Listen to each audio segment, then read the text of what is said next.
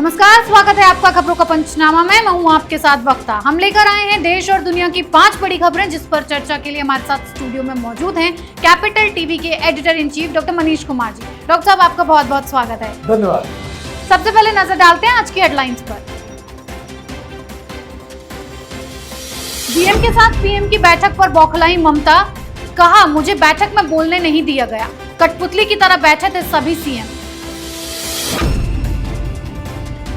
Corona पर नई guideline, पीड़ित से हवा में 10 मीटर आगे तक फैल सकता है वायरस, चेन तोड़ने के लिए सावधानी बरतना जरूरी। ऑक्सीजन की कालाबाजारी में नवनीत कालरा पर कसा दोहरा शिकंजा, अब ईडी ने दर्ज किया money laundering case, oxygen concentrator को बेचने की होगी जांच। एएमयू के पूर्व छात्र शर्जील उस्मानी ने हिंदू देवता के खिलाफ उगला जहर, भगवान राम पर किया आपत्तिजनक ट्वीट, महाराष्ट्र में केस दर्ज। हमास पर इजराइल के हमले से बौखलाया पाकिस्तान, पाक मौलाना चित्राली का बयान, फिलिस्तीन और कश्मीर पर एटम बम गिराकर कराओ आजाद।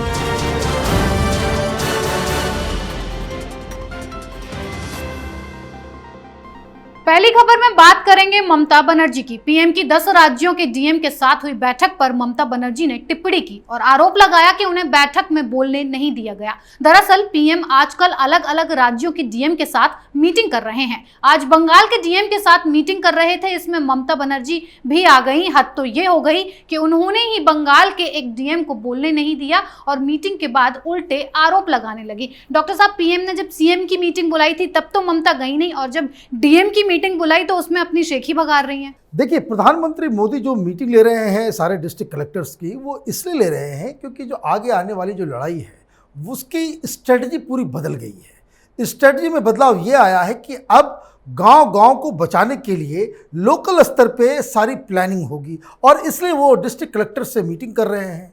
तो ममता बनर्जी ने सीधे सीधे ये कहा कि प्रधानमंत्री सीधे सीधे डिस्ट्रिक्ट कलेक्टर से क्यों बात करते हैं, तो उन्होंने एक अर्जी लगाई कि भाई इसमें सीएम भी होना चाहिए। मीटिंग किसके लिए?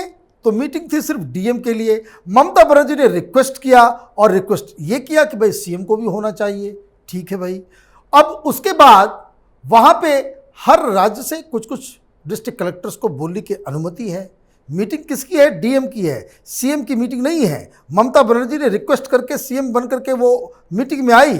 अब वहाँ पे जब ये कहा गया कि नॉर्थ 24 परगना के डिस्ट्रिक्ट मजिस्ट्रेट जो वहाँ के बंगाल से आते हैं, उनकी जब बोलने की बारी आई तो ममता बनर्जी ने कहा कि भाई ये डीएम नहीं बोलेगा। उन्होंने आपत्ति जता दी। ये सारा ड्रामा उन्होंने किया। मीटिंग किसने बुलाई, क्या बुलाया, क्या मतलब है, वो अलग बात हो गई। ममता बनर्जी वहाँ से बाहर निकली और बोली कि भाई हमें तो कठपुतली बना दिया। भाई आप कठपुतली बनने के लिए वहाँ गई ही क्यों? 2014 से अब तक तो दर्जनों इस तरह की प्रधानमंत्री की मीटिंग सीएम के साथ होती, तो आप वहाँ नहीं जाती हैं, और अचानक से आप पूरा प्लान बना करके जा रही हैं। तो इसके पीछे का भेद क्या है? वो भेद ये है कि इनके 4 लाडले जेल के अंदर बंद हैं, जुडिशियल कस्टडी के अंदर। अब वहाँ पे फेस सेविंग नहीं मिल पा रहा है। कोर्ट ने कह दिया कि हम सुनवाई नहीं करेंगे अभी इसका फैसला जो है बाद में होगा। अब जब उधर वो फेस सेविंग की वजह से अब आप क्या करेंगी? तो आपने सोचा कि एक ऐसा तमाशा किया जाए जिसके जरिए आप प्रधानमंत्री के ऊपर सीधे सीधे हमला कर सकते हैं। तो ये कुछ और नहीं, जिस तरह से केजरीवाल है, जिस तरह से राहुल गांधी हैं, ये ड्रामा पॉलिटिक्स विपक्ष का वो चालू है। जी डॉक्टर साहब, अगली खबर कोरोना की नई गाइडलाइन पर। कोरोना वायरस से अब सिर्फ 2 गज नहीं बल्कि 10 गज तक का खतरा हो सकता है। मोदी सरकार के प्रधान वैज्ञानिक सलाहकार के मुताबिक एरोसोल और ड्रॉपलेट्स कोरोना वायरस के फैलने के प्रमुख कारण हैं। कोरोना से संक्रमित व्यक्ति के ड्रॉपलेट्स हवा में 2 मीटर तक जा सकते हैं, जबकि एरोसोल उन ड्रॉपलेट्स को 10 मीटर तक आगे बढ़ा सकता है और संक्रमण का खतरा पैदा कर सकता है। इस नए अलर्ट के साथ एक अच्छी खबर भी है, और खबर यह है कि योगी के मॉडल से यूपी में कोरोना कंट्रोल होने लगा है। आबादी के हिसाब से देश के सबसे बड़े राज्य में अब 24 घंटे के आंकड़े 7,000 से भी कम हो गए हैं, और इसका श्रेय जाता है सिर्फ और सिर्फ योगी आदित्यनाथ को। कोरोना को लेकर योगी जिस तरह से एक्टिव हैं और हर कार्रवाई की मॉनिटरिंग वो खुद कर रहे हैं, उसकी तारीफ पहले भी हो चुकी है, अब असर भी दिखने लगा है। डॉक्टर साहब, योगी मॉडल क्या देश के लिए एक आदर्श मॉडल बन सकता है? देखिए, ये जो पूरा उत्तर प्रदेश के अंदर जो हुआ है, ये किसी मिरेकल से कम नहीं है। मैं आपको बता दूं, कभी जो पूरे देश भर में जो संख्या कम होती चली जा रही है, इसमें एक बड़ी वजह ये है कि टेस्टिंग की संख्या कई राज्यों ने कम कर दी है। और चूंकि टेस्टिंग कम हो रही है तो जो ओवरऑल जो संख्या है वो कम होता चला जा रहा है। कहाँ हम 4 लाख 4.5 लाख के आसपास पहुंच गए थे, अब 2.5 लाख के आसपास हम लोग हर दिन का आंकड़ा आ रहा है। उत्तर प्रदेश देश का अकेला राज्य है जहां टेस्टिंग बढ़ा दी गई और उसके बावजूद वहां संख्या कम हो रही है। 8% के आसपास पॉजिटिविटी रेट है। अब इसमें किस तरह से योगी मॉडल है क्या? योगी मॉडल बहुत ही सिंपल सा है कि आप जो तय करते हैं आप ये इंश्योर करें अधिकारियों के जरिए, डॉक्टर्स के जरिए, कि आप जो फैसले लेते हैं उसको ज़मीन पे अच्छे ढंग से लागू किया जाए। हिंदुस्तान तो हिंदुस्तान है, आप फैसले बड़े बड़े ले सकते हैं, लेकिन वो एक्चुअली ग्राउंड में वो पारित नहीं हो पाता, वो काम नहीं हो पाता, उस पर अमल अधिकारी नहीं कर पाते, लोग नहीं कर पाते। पर योगी जी की खासियत यही है कि वो जो कुछ फैसले लेते हैं वो कम से कम 60-70% वो ज़मीन पे उसको अमल कराने में कामयाब हो जा रहे हैं। बाकी चीफ मिनिस्टर्स, बाकी राज्यों में ये 20% 30% ही अमल हो पाता है ज़मीन पे।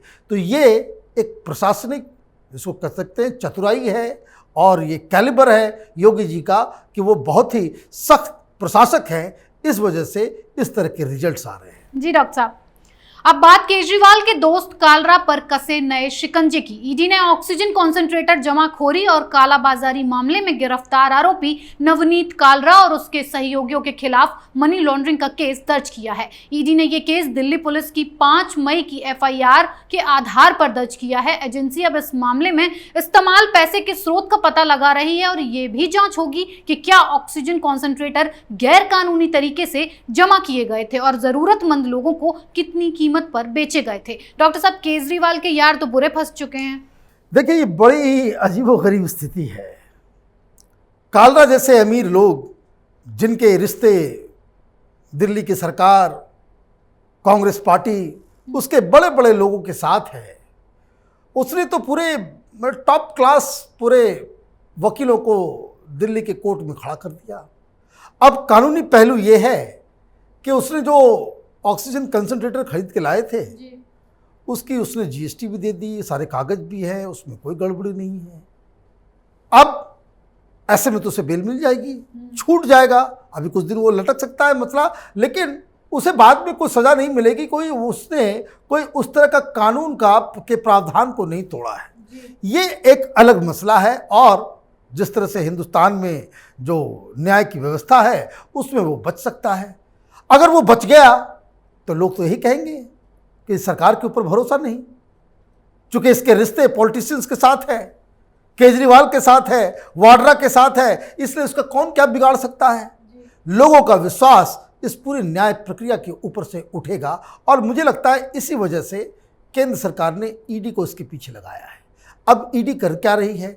ईडी ने इनके ऊपर मनी लॉन्ड्रिंग का केस दर्ज किया है। मनी लॉन्ड्रिंग का मतलब ये है ब्लैक मनी को वाइट करना, और किस हिसाब से ये तय होगा।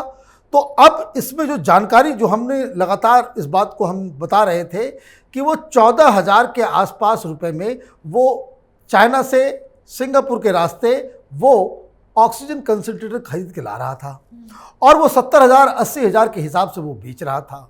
अब उसने पैसे कैश में लिए होंगे, ज़्यादातर पैसे वो कैश में ही लिया है। अब ये जो पैसा जो कैश में अगर वो ले रहा है तो ये तो ब्लैक मनी की श्रेणी में आ जाएगा, क्योंकि वो दिखा नहीं पाएगा कहीं। क्या उसने वो सारी चीज़ें जो उसने जो बेची हैं, क्या वो बेचने का तरीका सही था? अब ये जो टोटल है आप ये समझिए कि 4,500 के आसपास बताया जा रहा है कि सीज हुआ है। मैंने उनके पास उतना ऑक्सीजन कंसंट्रेटर आपने खरीदे हैं।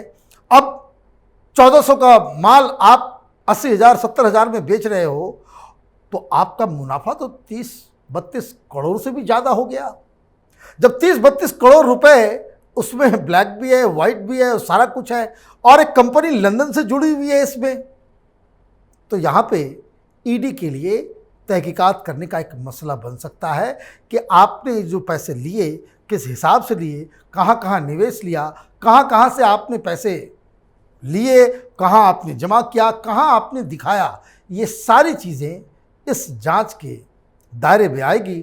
और अगर ईडी को कोई कामयाबी मिल जाती है तो ये सांसों का सौदागर, लोगों की मौत के ऊपर अपनी जेबें गर्म करने वाला ये दानव, इसको सजा मिल पाएगी। जी डॉक्टर साहब, अब बात हिंदू देवी देवताओं की लगातार होते अपमान की। अलीगढ़ मुस्लिम विश्वविद्यालय के पूर्व छात्र नेता और CAA NRC जैसे मामलों में जहर फैलाने के आरोप में फंस चुके शर्जील उस्मानी ने अब भगवान राम के खिलाफ जहर उगला है। उस्मानी के इस आपत्तिजनक ट्वीट पर महाराष्ट्र पुलिस ने एक्शन लिया और उसके खिलाफ केस दर्ज किया है। पुलिस का आरोप है कि उस्मानी ने ट्विटर पर अपने पोस्ट में भगवान राम के लिए अपमानजनक शब्दों का इस्तेमाल किया था। डॉक्टर साहब, इस देश से ये नफरती गैंग का खात्मा कब होगा? भाई ये नफरती गैंग क्या, इसे तो सेकुलर होने का सर्टिफिकेट मिला हुआ है। ये तो जो टुकड़े टुकड़े गैंग, ये तथा कथित सेकुलर गैंग, ये सारे जो लेफ्ट लिबरल कबाल है उसकी मीटिंग्स में जाता है, बाकायदा स्टेज दिया जाता है कि आप आओ और इस तरह से ही बातें करो। कभी वो बोलता है, यलगार परिषद के बैठक में वो बोलता है कि भाई कि हिंदू समाज सड़ चुका है। अच्छा, ये समाजशास्त्री भी बन गया है। ये समाजशास्त्री, जिहादी मानसिकता वाले लोग ये समाजशास्त्री भी बन गए हैं। अभी जो उसने ट्वीट किया, उसने क्या कहा? उसने कहा कि जो कोई भी जय श्री राम का नारा लगाता है वो एक टेररिस्ट है। अब यही बात उनसे पूछ लिया जाए तब क्या होगा? तब लोग कहेंगे कि भाई ये तो कम्युनलिज्म है। आप दूसरे धर्म के देवी देवताओं के ऊपर आप अपशब्द बोलो तो हिंदुस्तान के अंदर में आपको सेकुलर कहा जाएगा। और अगर आप पलट के अगर सवाल पूछ लेते हो तो सरकार आपको उठा करके जेल के अंदर बंद कर देगी। और ये सारा कुछ महाराष्ट्र के अंदर, जहां तथा कथित हिंदूवादी उद्धव ठाकरे की सरकार चल रही है, उसमें हुआ। लोगों ने डिमांड किया कि भाई इसको गिरफ्तार किया जाए। ये उखाड़ दिया एडिटर, अपने आप जमीन से उखड़ गए और उन्होंने कहा कि भाई कानून अपना काम करेगा, लेकिन कानून है कहां? कोई कार्रवाई नहीं हुई। तब इसके ऊपर लोगों ने FIR किया है। ये देश को तोड़ने वाले लोगों में से है, ये समाज में जहर बांटने वाले लोगों में से है। ये उस तरह के लोग हैं जिनका सभ्य समाज में कोई जगह नहीं है। ऐसे लोगों की जगह सीधे सलाखों के पीछे जेल के अंदर है। जी डॉक्टर साहब, आखिरी खबर इजराइल की कार्रवाई पर बौखलाए पाकिस्तान की। इजराइल और फिलिस्तीन में विवाद बढ़ता जा रहा है। इजराइल हमास पर जमकर हमले कर रहा है, जिससे आतंकवाद को बढ़ावा देने वाले देश बौखला से गए हैं। पाकिस्तान इन्हीं में से एक है। पाकिस्तान के एक मौलाना ने इजराइल और कश्मीर पर एटम बम गिराने की नापाक सलाह दे डाली। जनाब ये भी कहते हैं कि अगर हम फिलिस्तीन और कश्मीर को आजाद नहीं करा सकते तो हमें एटम बम, इतनी बड़ी फौज और मिसाइल की क्या जरूरत है? डॉक्टर साहब, इस पाकिस्तान पर तरस खाएं या फिर से इस पर सर्जिकल स्ट्राइक कराएं? देखिए, इस खबर में एक चीज समझने वाली बात है कि ये मौलाना कोई मस्जिद में बैठ के नहीं ये भाषण दे रहा है। ये वहां के पार्लियामेंट के अंदर ये बातें हो रही है। ये पार्लियामेंटेरियन है। ये जमाते इस्लामी के एक पार्लियामेंटेरियन है, अब्दुल अकबर चित्राली। उन्होंने कहा कि भाई ये किस लिए ये सारे बॉम्ब्स और एटम बॉम्ब और मिसाइल हम रखे हुए हैं, ये शब बारात में छोड़ने के लिए है क्या? इन लोगों ने, पाकिस्तान के पार्लियामेंट ने ये कहा है, वहां पे ये आवाज उठी है कि पाकिस्तान को इजराइल के खिलाफ जिहाद डिक्लेयर कर देना चाहिए जी। और एक तो मैडम है वहां पे आसमा कदीर, ये इमरान खान, प्रोग्रेसिव इमरान खान, ये लुटियन गैंग वाले बहुत बोलते हैं भाई प्रोग्रेसिव आदमी है इमरान खान, उसी तहरीके इंसाफ पार्टी की वो लीडर है। वो कह रही है कि भाई मुझे जिहाद के लिए इनरोल कर दो, मैं जाऊंगी इजराइल से लड़ने। बड़े बड़े देश के तो पसीने छूट गए। अमेरिका मिन्नतें कर रहा है, चीन सारे तिकड़म अपना लिया, पूरी दुनिया कह रही है इजराइल से कि भाई मान जाओ, बहुत हो गया।